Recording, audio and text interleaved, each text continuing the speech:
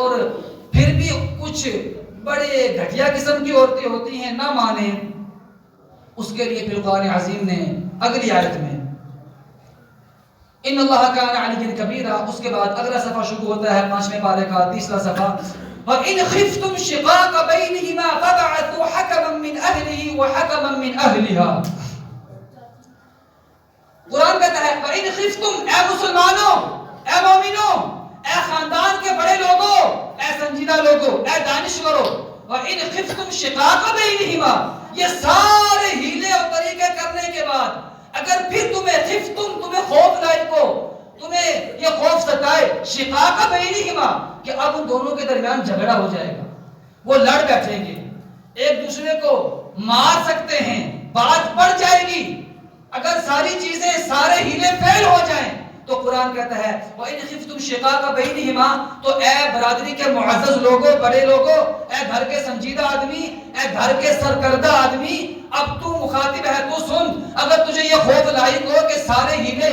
اپنا لیے شوہر نے، اب لڑکی نہیں مان رہی ہے، تو قرآن کہتا ہے وَإِنْ خِفْتُمْ شِقَاقَ بَيْنِهِمَا، اگر تمہیں یہ ڈر ستانے لگے کہ اب بات نہیں بننے والی،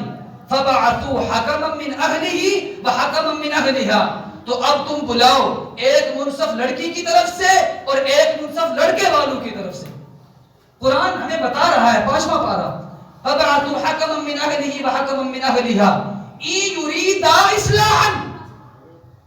يُوَفِّقِ اللَّهُ بَيْنَهُمَا، إِن يُرِيدَا، ان شرطیہ ہے، اس شرط کے ساتھ یریدا، وہ دونوں منصف چاہتے ہوں، اصلاحاً، صلح کرانا۔ توجہ، ان اللہ عز و جل نے شرطیہ لگا دیا کہ منصف ایسے ہونے چاہیے جو صلح کرانا چاہتے ہوں، ان یریدا، شرط یہ ہے کہ وہ دونوں منصف یہ چاہتے ہوں کہ ان میں صلح ہو جائے، یوفق اللہ بینہما، اللہ فرماتا ہے اگر تمہارے منصف نیتی طور پہ صاف ہوئے، وہ دونوں چاہتے ہوئے کہ دونوں میں صلح ہو جائے، ان یریدا اصلاحا یوفق اللہ بینہما، اللہ فرماتا ہے پھر اللہ عز و جل بھی ان دونوں کے درمیان صلح کروا دے گا، مگر شرط یہ ہے کہ جو منصف ہیں ان کی نیتیں ٹھیک ہونی چاہیے، یہ شرط اللہ عز و جل نے پہلے لگا دی، یعنی پتا چلا جب منصف کی نیتیں ٹھیک ہوں گی، منصف پکش بازی نہیں کریں گے، ایک طرفہ نہیں کام چلائیں گے،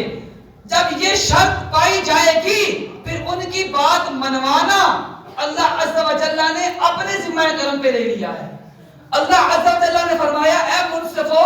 اگر تمہاری نیتیں ٹھیک ہوں گی یوفق اللہ بینہما، تو اللہ عز و جل بھی ان دونوں کو توفیق دے دے گا کہ اے منصفو تمہاری بات وہ دونوں مان لیں گے،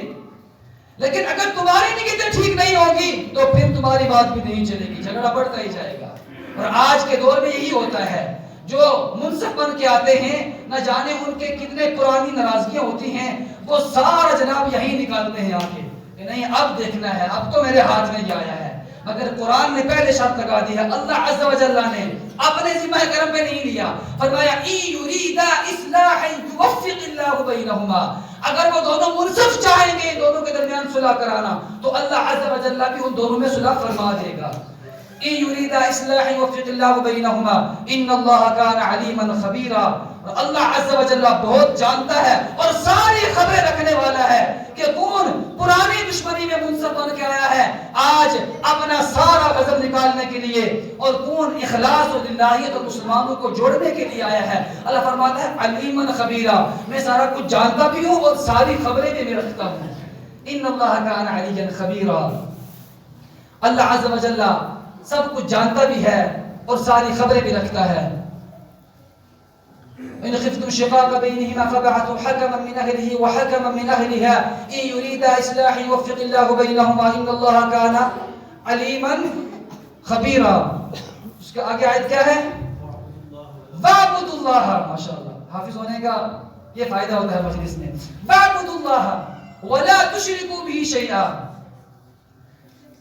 اور آگے اللہ عز و جل نے فرمایا وَاعْبُدُوا اللَّهَ، لوگوں اللہ کی عبادت کرو، وَلَا تُشْرِكُوا بِهِ شَيْئًا، اور اس کے ساتھ کسی کو شریک نہ ٹھہراؤ، وَبِالْوَالِدَيْنِ إِحْسَانًا، اور لوگوں اپنے ماں ساتھ حسن سلوک سے پیش آؤ، ماں باپ کے ساتھ بھلائی کرو، ماں باپ کے ساتھ اچھے سلوک سے پیش آؤ۔ ماں باپ کا بڑا مرتبہ ہے، قرآن نے دوسری جگہ فرمایا ہے وَلَا تَقُلْ لَهُمَا اُفٍّ، ان کے سامنے اف تک بھی نہ کہو۔ جہاں جہاں اللہ عز و جل نے اپنی عبادت کا ذکر فرمایا ہے وہیں ماں باپ کی بھی تخصیص فرمائی ہے اور ان کے ساتھ اچھا سلوک کرنے کا حکم دیا ہے، بلکہ یہاں تک کہا گیا ماں باپ اگر ظالم بھی ہوں پھر بھی ان کا ادب و احترام کیا جائے گا، اور یہاں تک کہا گیا کہ اگر گھر میں نہیں بن رہی اور باپ یا ماں چاہتے ہیں کہ بیٹا بیوی کو طلاق دے دے،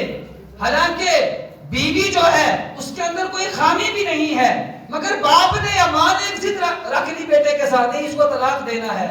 تو حدیث پاک میں آتا ہے بیٹے کے اوپر ضروری ہے، اگر باپ مسلمان ہے پھر تو حدیث میں آتا ہے بیٹے پہ واجب ہے کہ بیوی کو طلاق دے دے بغیر کسی گناہ کے، چونکہ باپ، حدیث پاک میں دونوں لفظ آئے ہیں، راوی کو یہ شک ہے کہ حضور نے باپ کا فرمایا یا ماں کا فرمایا، تو دونوں میں سے کوئی بھی، خاص طور سے ماں کے لیے کہا گیا ہے کہ جب وہ کہیں کہ بیٹا نہیں مجھے تیری بیوی پسند نہیں ہے اس کو طلاق دے دو، تو بغیر کسی گناہ کے بھی پھر حدیث میں آتا ہے کہ جب باپ مسلمان ہو تو بیٹے میں ضروری ہے کہ باپ کی رضا کے لیے پھر بیوی کو طلاق دے دے، چونکہ رضا الرب فی رضا الوالد، کہ باپ کی رضا میں اللہ کی رضا ہے، جب باپ خوش ہے تو اللہ بھی خوش ہے، تو اللہ کو خوش کرنے کے لیے باپ کو خوش کرنا ضروری ہے، تو باپ کہہ رہا ہے میں تب خوش ہوگا جب تو بیوی کو طلاق دے گا، تو اگر باپ مسلمان ہے پھر بیوی کو طلاق دینا واجب ہے، اور اگر باپ کافر ہے مسلمان نہیں ہے تو علماء کہتے ہیں پھر بھی طلاق دینا مستحب ہے، پھر ضروری تو نہیں ہے مگر دے گا تو ثواب ملے گا چونکہ باپ کو راضی کرنا ہے۔ تو یہاں سے ہم پتہ لگا سکتے ہیں کہ جو جائز کاموں میں سب سے مبغوض کام ہے طلاق دینا، بہت بڑا غضب والا کام ہے، تو جب وہ کرنا باپ اور ماں کی رضا کے لیے جائز ہے پھر ہم ماں باپ کی شان کو اور کیا بیان کریں، اس سے اوپر ماں باپ کی شان اور کیا ہو سکتی ہے۔ تو قرآن نے کہا ہے فَاعْبُدُوا اللَّهَ وَلَا تُشْرِكُوا بِهِ شَيْئًا وَبِالْوَالِدَيْنِ إِحْسَانًا وَبِذِي الْقُرْبَى، ماں باپ کے ساتھ حسن سلوک سے پیش آؤ، وَبِذِي الْقُرْبَى، اور رشتہ داروں کے ساتھ بھی حسن سلوک سے پیش آؤ، وَبِذِي الْقُرْبَى وَالْيَتَامَى، یتیموں کے ساتھ بھی اچھا سلوک کیا کرو، وَالْمَسَاكِينِ، اور مسکینوں کے ساتھ بھی حسن سلوک سے پیش آیا کرو، وَالْيَتَامَى وَالْمَسَاكِينِ وَالْجَارِ ذِي الْقُرْبَى،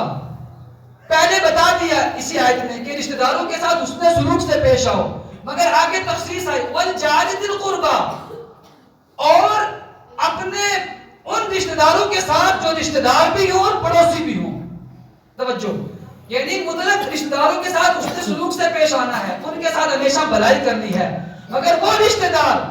جو رشتہ دار بھی ہوں اور پڑوسی بھی ہوں ان کو قرآن نے خاص طور سے ذکر کیا، ان کے ساتھ اور زیادہ حسن سلوک سے پیش آنا ہے۔ وَالْجَارِ ذِي الْقُرْبَى وَالْجَارِ الْجُنُوبِ، اور وہ پڑوسی جو اجنبی ہوں، رشتہ دار تو نہ ہوں مگر پڑوسی ہوں، ان کے ساتھ بھی حسن سلوک سے پیش آنا ہے۔ وَالْجَارِ الْجُنُوبِ وَالصَّاحِبِ بِالْجَنبِ، اور اپنے